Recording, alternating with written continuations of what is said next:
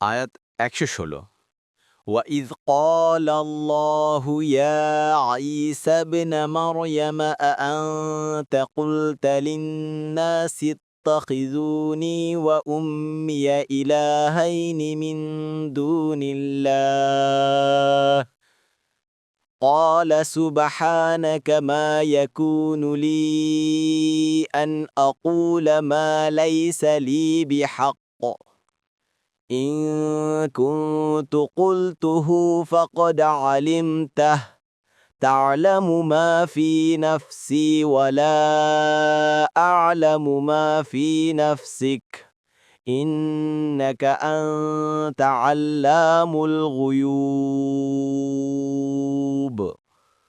অনুবাদ আরও স্মরণ করুন, আল্লাহ যখন বলবেন, হে মারিয়াম তো নয় ঈসা, আপনি কি লোকদেরকে বলেছিলেন যে তোমরা আল্লাহ ছাড়া আমাকে আমার জননীকে দুই ইলাহ রূপে গ্রহণ করো? তিনি বলবেন, আপনিই মহিমান্বিত। যা বলার অধিকার আমার নেই তা বলা আমার পক্ষে শোভন নয়।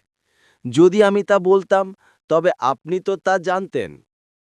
আমার অন্তরের কথা তো আপনি জানেন, কিন্তু আপনার অন্তরের কথা আমি জানি না। নিশ্চয় আপনি অদৃষ্ট সম্বন্ধে সবচেয়ে ভালো জানেন। ১৬তম রুকু।